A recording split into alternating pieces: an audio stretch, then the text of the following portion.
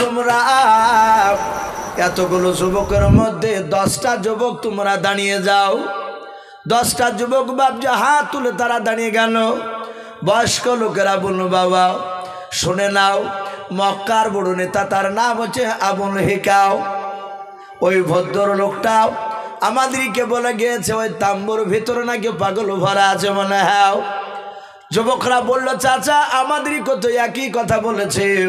সাথে বলল বাবা শুনে নাও, আজ গভীর রাত্রিবেলায় তোমরা 10টা যুবক ছেলে এমনভাবে পা তুলে তুলে যাবাও, ওই সূর্য ওঠার আগেও রাত্রিবেলায় অন্ধকারে শুনে নাও ওই পাগলটার তাম্বুর চারিদিকে চলে যাও। ওরে যুবকেরা ওই পাগলটাকে দেখে এসো, প্রকৃতি দুনিয়ার পাগলকে নাও।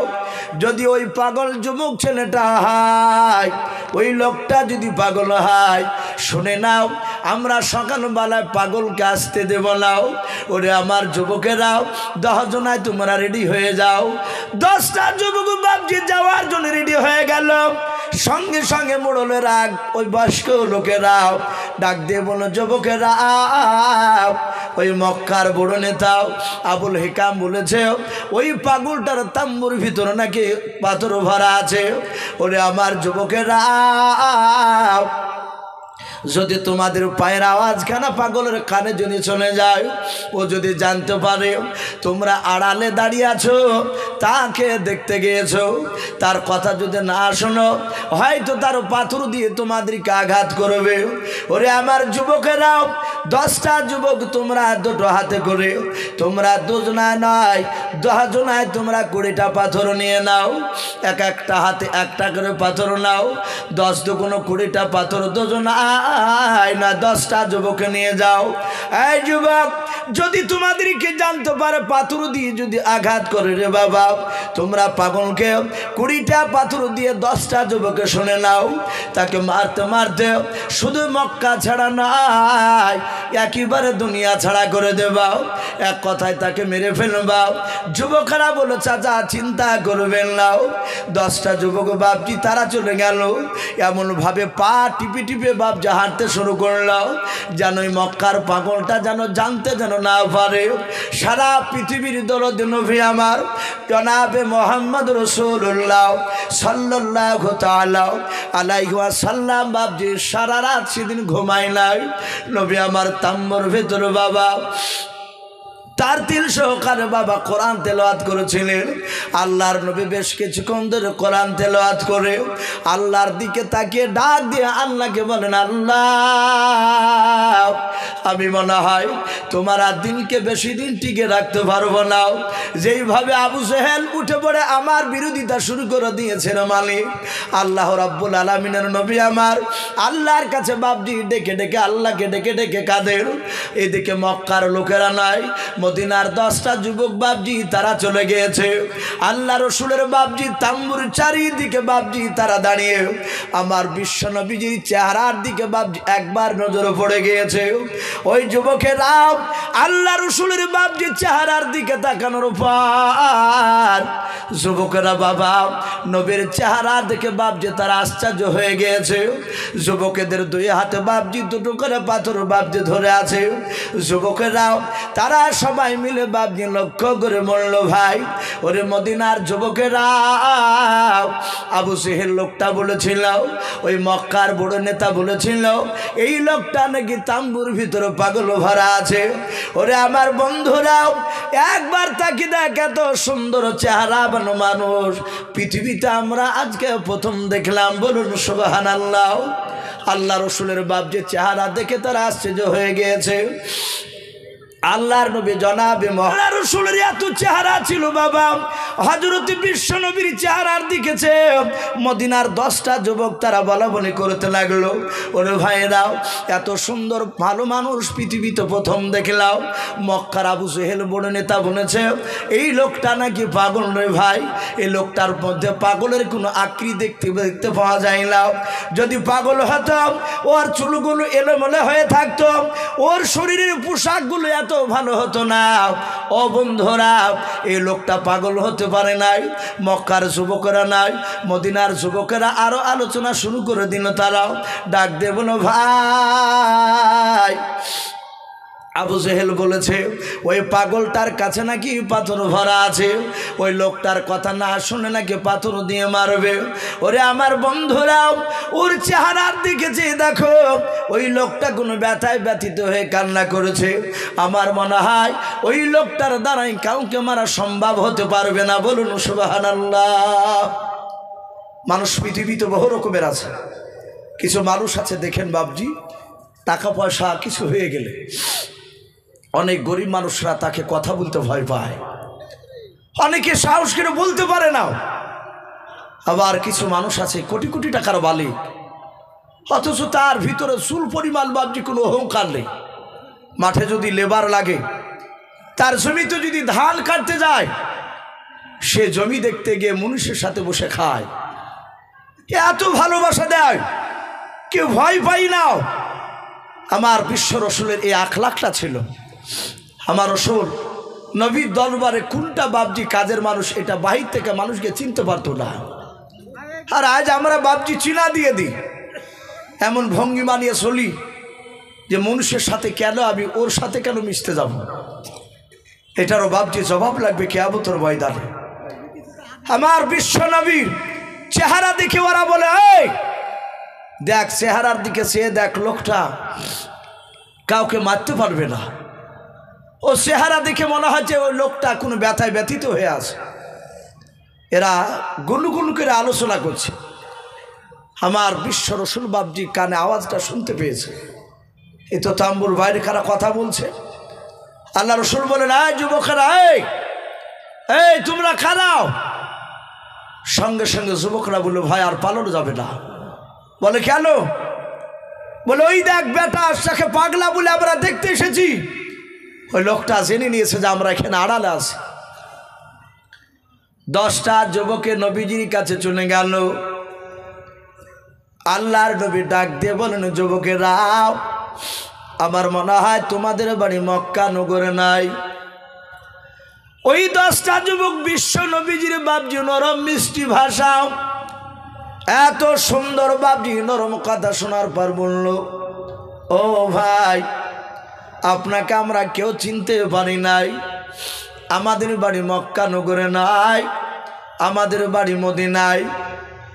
আমার বিশ্ব নবী বলেন, বাবা তোমরা শুনে নাও, আবু জেহেল বলে একটা লোক তোমাদের কাছে গিয়েছিল।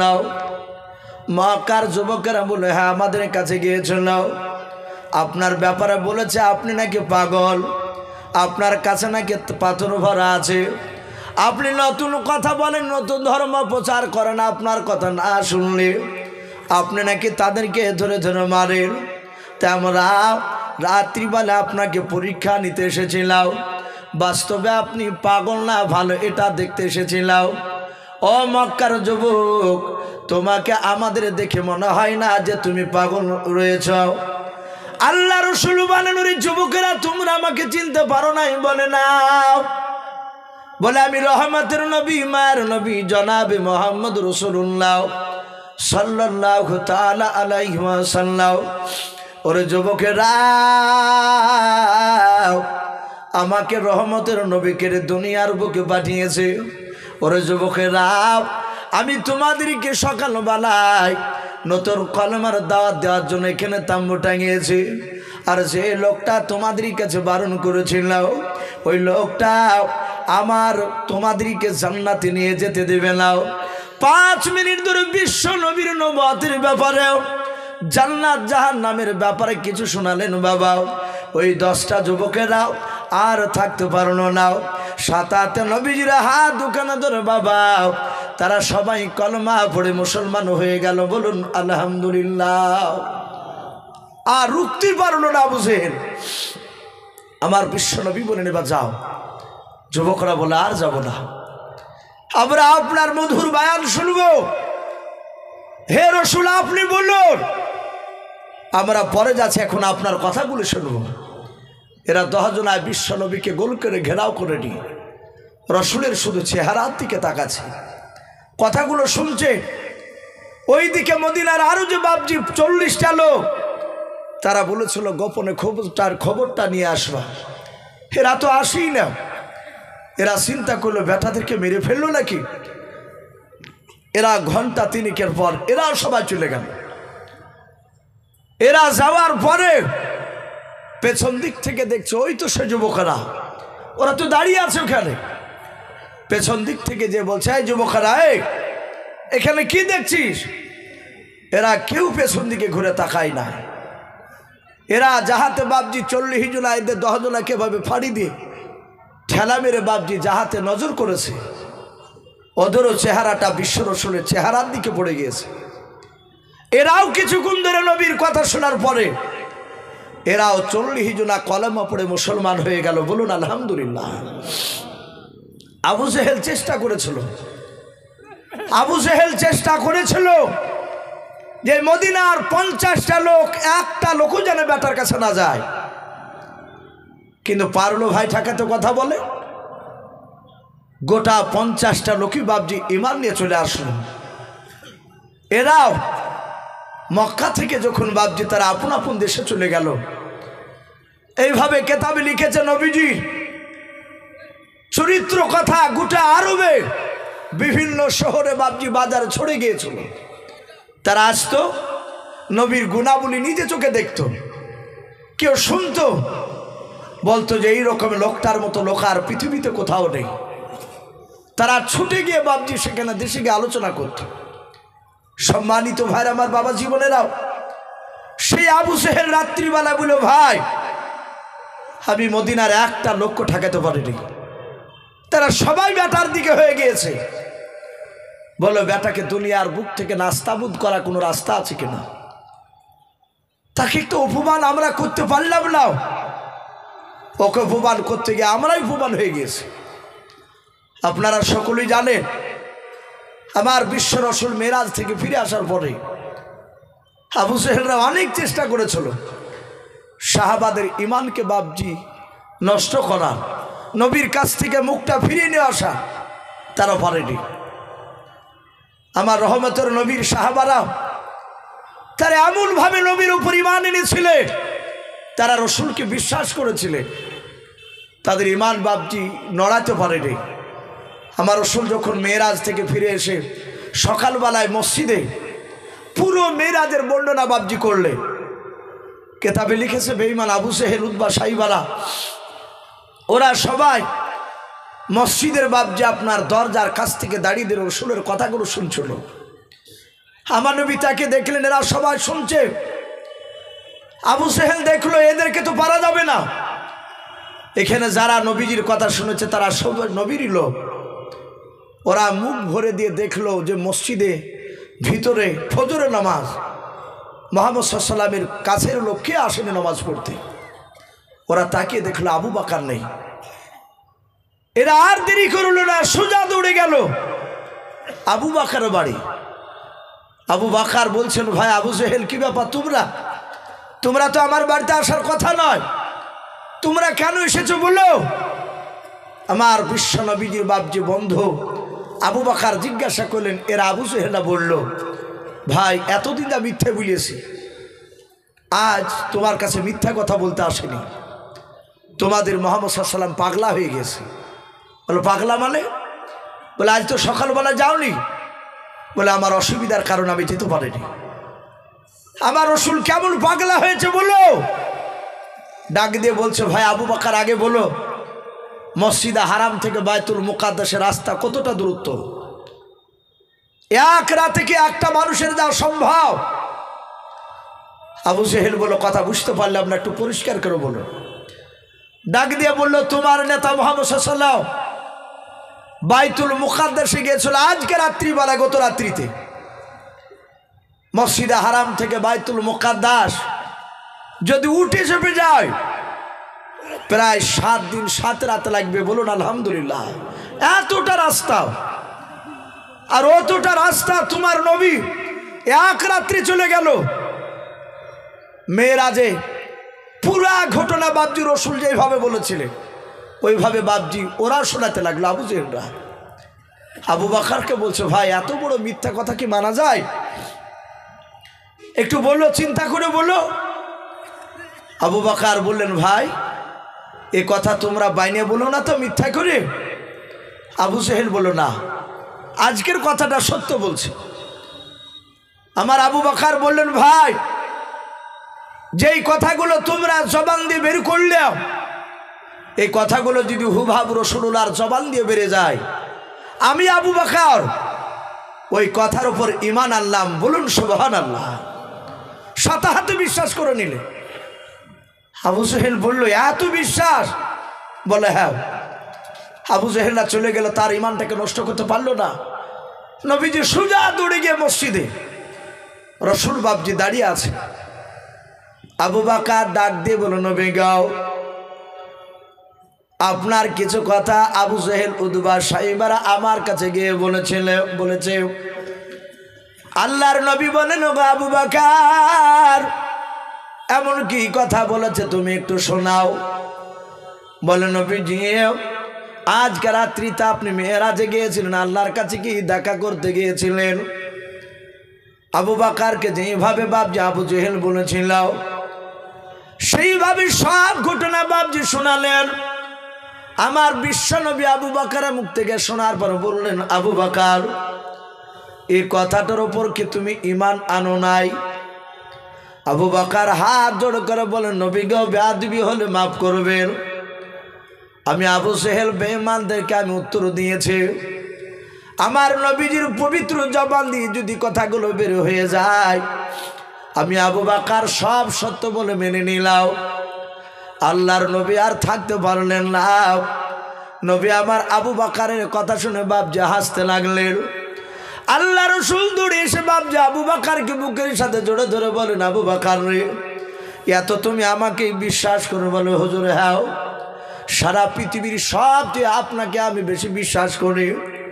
আল্লাহর নবী বলেন, আবু বকর, আমিও তো তোমাকে ভালোবাসি। তুমি আমাকে বিশ্বাস করার কারণে আবু বকর, আজ থেকে তোমাকে কেউ শুধু আবু বকর বলে ডাকবে না। আজ তোমার একটি লাকাব উপাধি আমি দিয়ে দিলাম, সিদ্দিক। জোরে বলুন সুবহানাল্লাহ। আজ থেকে আবু বকর সিদ্দিক। ভাই, আবু জেহেলরা অনেক চেষ্টা করেছিল, পারে না। তাই আবু জেহেল, উতবা, সাইবা এরা সবাই মিলে রাত্রিবেলা বলল, ভাই আচ্ছা বলো, তাকে কি করে হেনস্থ করা যায়, তাকে ছোট কি করে করা যায়? উতবা, সাইবা বলে, এইভাবে 4-5টা লোক নিয়ে আলোচনা করা ঠিক হবে না বাদে। বলে, কি করে করবা? বলে, হুজুর আপনি লোক ডেকে দেন মক্কা নগরে। কত জোর? বলে, আমাদের দলের যত মানুষ আছে সবাইকে ডাকে।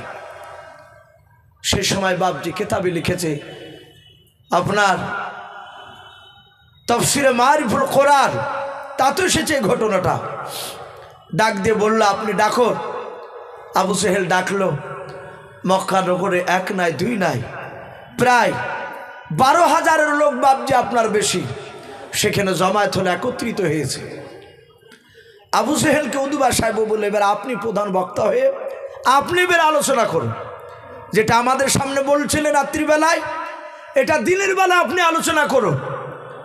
আমার বিশ্বনবীজির বিরুদ্ধে বেঈমান আবু জেহেল মিটিং ডেকে বলল, এই মক্কার লোকেরাও শোনো, মুহাম্মদ সাল্লাল্লাহু আলাইহি ওয়াসাল্লামের আস্তে আস্তে তার দল ভারী হয়ে যাচ্ছে। আমাদের কাজকার লোক ওদের দিকে চলে যাচ্ছে।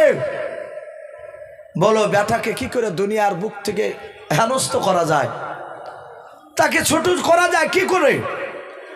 সাথে হাতে বাপজি আপনার বলা হয়েছে বেঈমান আবু জেহেল ওই সময়তে যখনই কথা বলল, দুটো বেঈমান, সব লোকেরা বসে, দুটো বেঈমান আবু জেহেলেরই দলের লোক, তারা মাহফিলের মাঝ থেকে তারা দাঁড়িয়ে গিয়েছিল।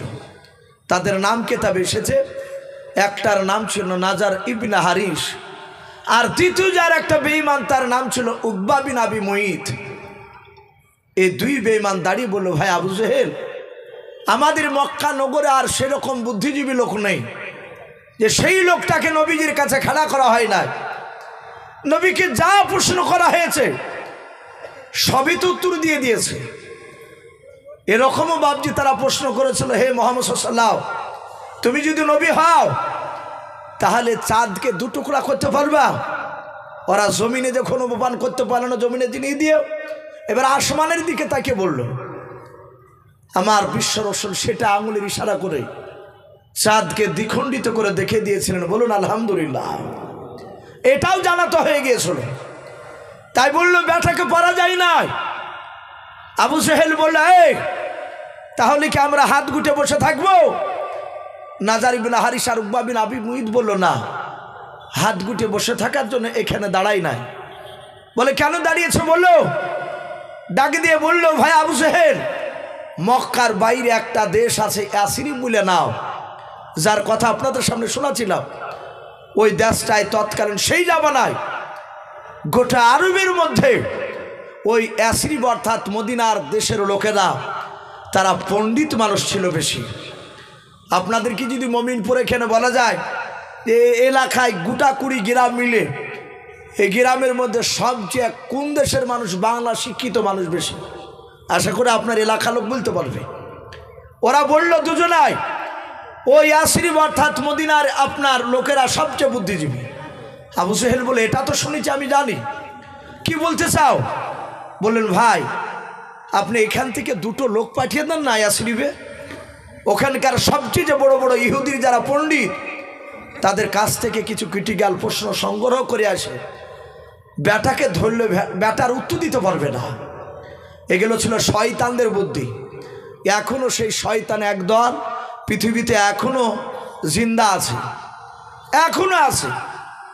অনেক দেখেন বাবজি যারা পাথর সাপড়ি যায়, যারা পাথর সাপড়ির গুরু, রাগ করবেন না যদি ওই লোক যদি এখানে থেকে থাকে, যারা ওই সব বেদাতি কাজ করতে যায় তারা প্রশ্ন করে। আমাদের এলাকায় ওই লোক বেশি বাপ, দৌলতাবাদ এলাকায় আমাকে এরকম এসে প্রশ্ন করছে এক লোক, ইসো খুব তো বড় বড় কথা বলো, তো বলো দিনি হজরত আলীর দাদির নাম কি? ফঠাম কিরে প্রশ্ন করছে, হজরত আলী দাদির নাম কি? আবার বলছে, বলো দিন ওই হালিফ পালোহান লোকটা কে ছিল? বলে, চাচা হালিফ পালোহান মানে? বলো পড়নি? ওই যে যুদ্ধ করতে করতে পাহাড়ের তলে আছে, প্রতিদিন পাহাড় কেটে কেটে বাড়াইতে যায়, যে সন্ধ্যা লেগে যায় তখন আর বাড়াইতে পারে না, আবার সকালবেলা এসে থেকে যেমনকার পাহাড় তেমনি। আমি আস্তাগফিরুল্লাহ, ভাই আমি হানিফ পালোহান বলে তাম পড়িনি তো, পাবা কি করে? ও পড়তে তো পারোনি অতদিন, বুঝতে পারেন? অথচ যে কথা জিজ্ঞাসা করছে, আমি তাকে বললাম যে চাচা কিছু মনে করবেন, একদম বাস্তব কথা বলছে আমার। আচ্ছা আপনি আত্মা হ্যাঁ তো জানেন? বললো না, অসমুখস্থ নাই, যেটা কার্যকারী সেটা নাই, সোনা ফাতা ধরেনকা নাই, হাতে বালা হয় তামার বালা নাহলে আংটি হাতে ভরা দিয়ে তখন বলছে যে ভাই এই আলীর দাদির নাম কি হবে? অমুকের এইসব গ্যাজাখুরি প্রশ্ন, এগুলো নবী জামানাতো বাবজি তারা করেছিল। আবু জেহেলরাও তাদের উদ্দেশ্য ছিল রসুলুল্লাহ জবানটাকে বন্ধ করা, যেন রসুল যেন বলে যে আমি জানি না, তাহলে বাবজি ওদের আনন্দ হতো। আবু জেহেল বলল, ভাই কথা তো খারাপ বলো নাই, তাহলে তোমরা দুজনেই যাও, খোঁজ যখন তোমরা দিছ আমার তরফ থেকে নাই, গোটা মক্কার তরফ থেকে দুজনেই যাও। বলে হুজুর আমি রাই যাবো? বলে হ্যাঁ। এরা দুজনায় বাবজি খোঁজে খোঁজে ওই ইয়াসরিব দেশে চলে গেল মদিনায়। যাওয়ার পর ওখানকার লোককে বলল, ভাই এই আপনাদের এই ইয়াসরিব দেশের সবচেয়ে কে বড় আলেম একটু বলেন তো? কিছু লোক বলল, ভাই ওই সামনে গেলেই দেখতে পাবা। সামনে মানে? বলে দেখো একটা ধর্মীয় সভা হয়েছে, যেমন এখানে বাবজি আপনাদের মমিনপুরে হয়েছে। বলে ওখানে সাধারণ লোক নাই, সব ইহুদির বড় বড় পণ্ডিত আছে। এরা দুজনায় গিয়ে দেখছে সত্যি অনেক লোক। এরা যে বললো, ভাই আমাদের বাড়ি হচ্ছে মক্কা লোকরে। বলে মক্কাই? বলে হ্যাঁ। ওরা দুজনায় বলছে আমার নাম নাজার ইবনে হারিস, আর একজন বলছে আমার নাম উকবা বিন আবি মুঈত। আমাদের ওই দেশে যে বড় নেতা আবু জেহেল, এরা কিন্তু নাম শুনেছিল। বলে আবু জেহেল? বলে হ্যাঁ। বলে আবু জেহেলের আমরা খাস লোক, কাছের বন্ধু। বলে কি হলো তার? বলে আপনাদের কাছে পাঠিয়েছে, দুটো নয় কয়েকটা প্রশ্ন শিখে দেন। বলে প্রশ্ন শিখে কি হবে? বলে আমরা চরম পেরেশানের মধ্যে আছি। পেরেশান মানে? বলে মক্কা নগরে একটা লোক, বাপ মরা মা মরা, বাপ মা কেহুই নাই, সে এতিম, হঠাৎ করে সে নবী দাবি করিয়েছে। দিয়ে হুজুর আমরা এত চেষ্টা করে তাকে হারাতে পারিনি, যাই প্রশ্ন করে উত্তর দিয়ে দেয়। তো শুনলাম আপনারা নাকি চরম বুদ্ধিজীবী, তা আপনারা কিছু প্রশ্ন শিখে দেন। মদিনার লোকেরা ইহুদির যে বাপ যে লোক আলেম ছিল তার মধ্যে থেকে প্রায় 50টা আলেম, তার মধ্যে থেকে যিনি সবচেয়ে বড় আলেম তার নাম রাহাব। কি নাম বললাম ভাই? রাহাব। সে বলে, এই মক্কার যুবকেরাও, এখানে যত আলেম আছে সবার ইচ্ছে আমি বড় আলেম, সবাই কথা বলবে না, আমি একাই কথা বলবো। শোনো, তোমাদের দেশে যে বেটা মা মরা বাপ মরা ছেলেটা নবুয়তের দাবি করেছে তার নাম কি? এরা দুজনাই বলে তার নাম মুহাম্মদ সাল্লাল্লাহু আলাইহি ওয়াসাল্লাম। বলে তার আব্বার নাম কি? বলে তার আব্বার নাম আব্দুল্লাহ। রাহাব প্রতিটা আলেমের মুখের দিকে তাকাচ্ছে। ওরা তো সবাই পণ্ডিত লোক, সবাই তওরাত জবুর ইনজিল তারা পড়েছে। ওরা তাকাতাকি করছে। বলে ভাই ওর মার নাম কি? বলে ওর মার নাম হচ্ছে আমিনা। বলে আব্বা মারা গিয়েছে? বলে হ্যাঁ। মা মারা গিয়েছে? বলে হ্যাঁ। বলে তাই নাকি? বলে হ্যাঁ। ডাক দিয়ে বলো, ভাই আমরা যতগুলো এখানে আলেম আছি সমস্ত আলেমের মধ্যে থেকে আমি একাই, আমি তোমাদের দুজনের সাথে কথা বলবো।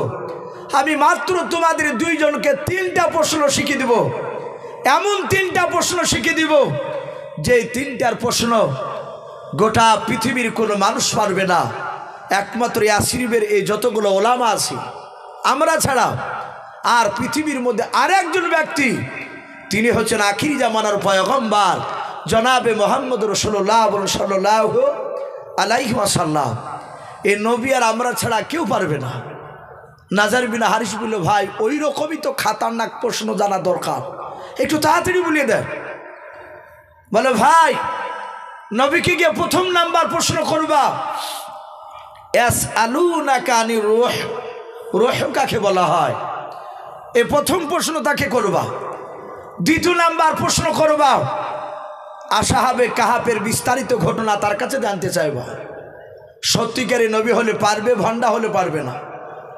3 নাম্বার প্রশ্ন করবা এমন একজন ব্যক্তিকে দুনিয়ার অপর মাওলা শক্তি দিয়েছিলেন, তুলুউ শামস আর গুরুবু শামস, যেখান থেকে সূর্য উদিত হয় আর যেই জায়গায় গিয়ে সূর্য অস্তমিত হয়ে যায়, ডুবে যায়, সেই জায়গাতে পর্যন্ত চলে গিয়েছিল, সেই লোকটার নাম কি জিজ্ঞাসা করবা।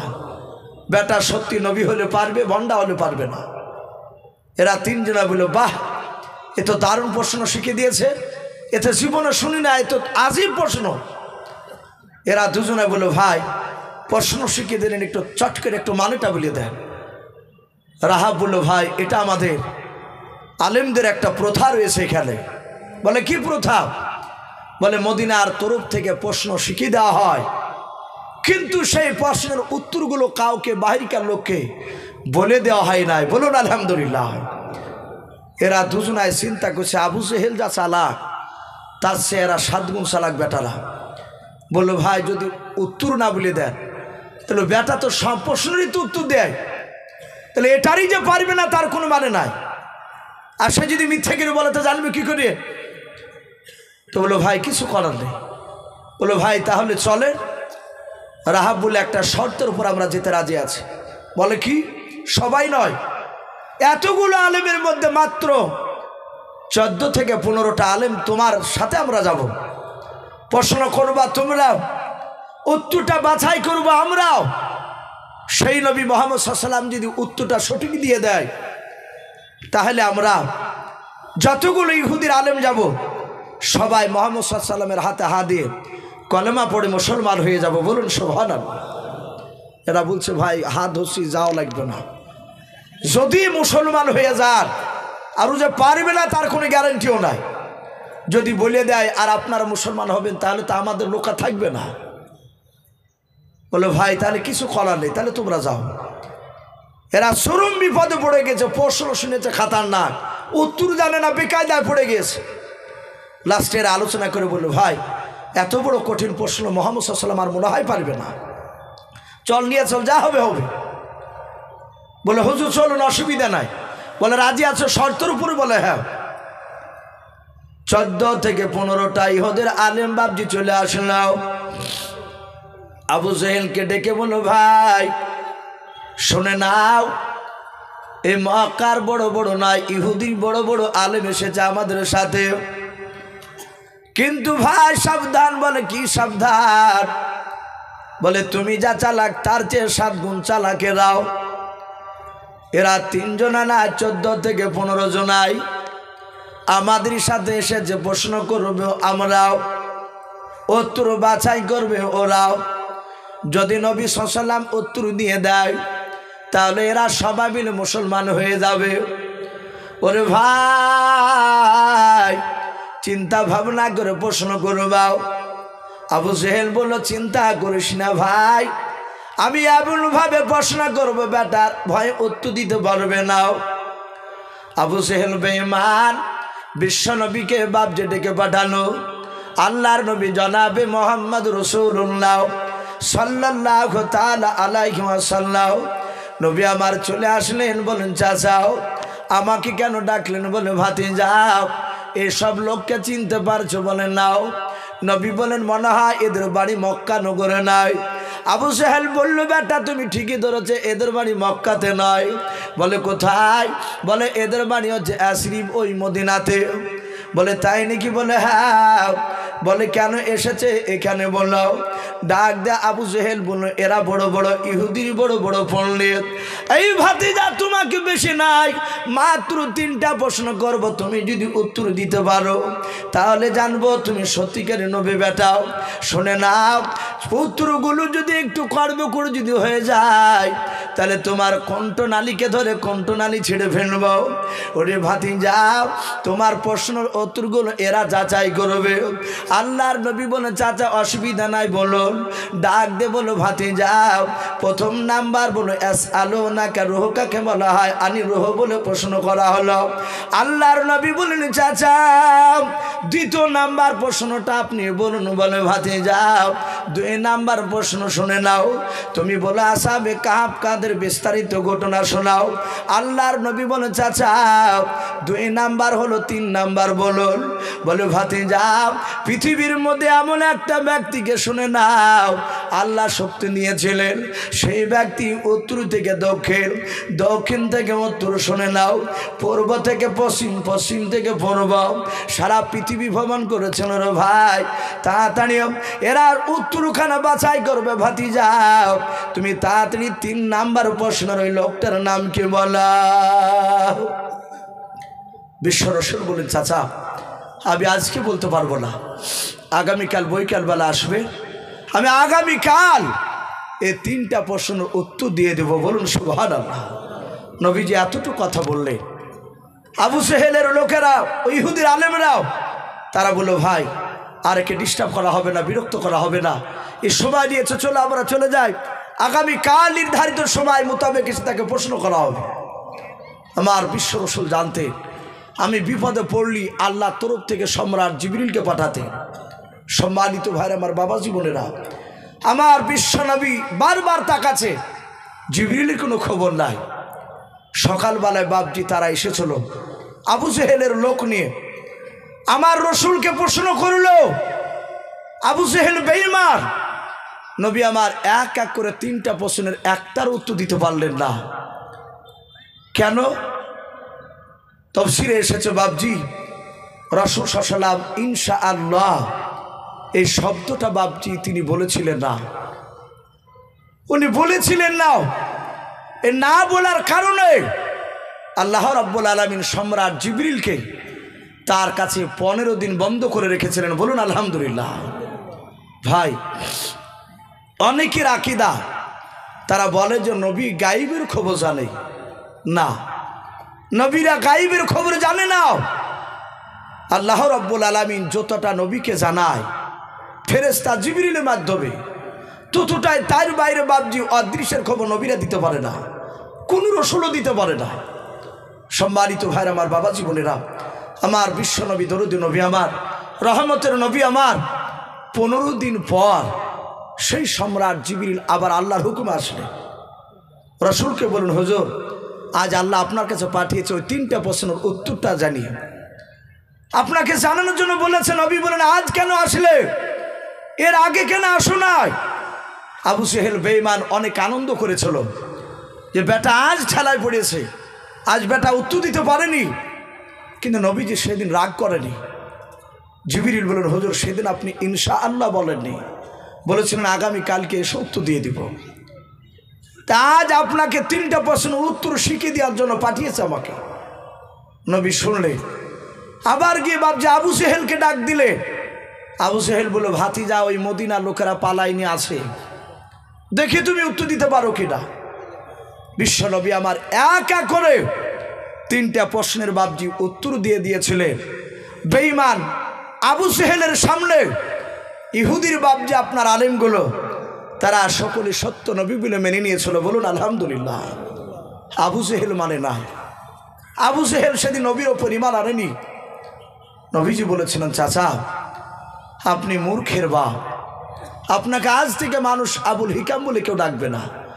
আর নবীজিতে জবান দিয়ে বের করেছে, পৃথিবীর মানুষ নাই সেই নামটাকে কেটে দিয়ে আগেকার নামটা বলা।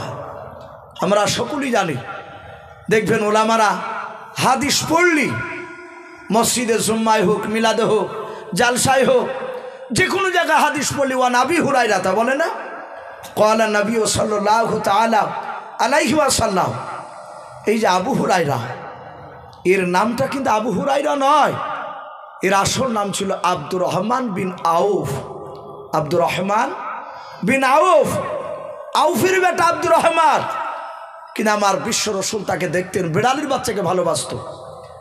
এই ভালোবাসার কারণে নবীজি বলেছিলেন, এই আবু হুরায়রাও এই বিড়ালের বাপ। আজ পৃথিবীর মুহাদ্দিসিনে কেরাম দেখেন একই কথা বলে, ওয়া নাবি হুরায়রাতা। তার আব্দুর রহমান বিন আউফিন এই কথাটা বাবজি কেউ বলতে চায় না, কারণ বিশ্ব রসুল্লাহ তার নাম দিয়েছে আবু হুরায়রা। তা আমি প্রতিটা বাবজি ভাইদেরকে বলবো, ভাই রসুলের কথা সেই জামানা যারা মেনেছিল তারা ইমানদার, তারা আল্লাহওয়ালা, তারা সাহাবা সাহাবিয়াও। এখনো বাবজি যারা নবীর কথাকে মানবে নাও, সেই জামানায় যেমন বেঈমান ছিল এখনো বেঈমান। আমি প্রতিটা বাবজি ভাইদেরকে অনুরোধ করব, ভাই আমরা সকলেই রসুলের সুন্নাতকে বাবজি জিন্দা করার চেষ্টা করব। বলুন ইনশাআল্লাহ। আমরা জানি কিন্তু আমরা মানি না। আমরা জানি যে গোল জামা নয়, শুধু গোলগুলো নয়, বড় পাঞ্জাবি বড় জামা এটা পরা রসুলের সুন্নাত। আমি একটা কথা বলি ভাই, আমরা অনেক মানুষ এমনি প্যান্ট শার্ট পরে নামাজ পড়ে, অনেকেই ছোট্ট জামা, কেউ গেঞ্জি গায়ে দিয়ে নামাজ পড়ে। আমি আপনাদেরকে বলবো, আমি বলবো না এটা যে নামাজে একবারই হবে না তা বলবো না, কিন্তু বড় জামা বাদ দিয়ে এমনি ছোট জামা গায়ে দিয়ে মসজিদে নামাজ পড়তে গেলে সামনে যদি কোনো প্যান্ট পরা লোক যদি থাকে, ছোট জামা গায়ে দিয়ে গেঞ্জি পরে সে নামাজ পড়তে দাঁড়িয়েছে, বড় জামা নয়, তাহলে দেখবেন পেছনে যারা পেছনে নামাজ পড়ে তাদের নামাজের একটু অসুবিধা হয়ে যায়। সামনে যে নামাজ পড়ে তার ইজ্জতের বাপ যে হানি হয় সেই বুঝতে পারে না, কিন্তু পেছনে যারা থাকে তারা বুঝতে পারে। আমরা জানি এসব নামাজগুলো পড়ে, এসব পোশাক পরে নামাজ পড়া ঠিক নয়, কিন্তু তবু বাবজি আমরা আমল করতে চাই না। আমি প্রতিটা বাবজি ভাইকে বলবো, ভাই রসুলুল্লাহর যে পোশাক, সে পোশাকগুলো বাবজি সেই দিকে একটু লক্ষ্য রাখবো। নবী যেভাবে চলেছে, নবী যেভাবে খেয়েছে, নবী যেভাবে প্রতিবেশীর সাথে কথা বলেছে, আমরা প্রতিটা রসুলের সুন্নাতের দিকে লক্ষ্য রাখবো। বলুন ইনশাআল্লাহ, বলুন ইনশাআল্লাহ। আল্লাহ যেন আমাদের সকলকে যেন কোরআন এবং সুন্নাত মাফিক আমল করা তৌফিক দান করুন। বলুন আল্লাহুম্মা আমিন, আল্লাহুম্মা আমিন। ভাই বলে আমার বক্তব্য শেষ করলাম। ওয়া আখিরি দাওয়ানা আলহামদুলিল্লাহি রাব্বিল আলামিন।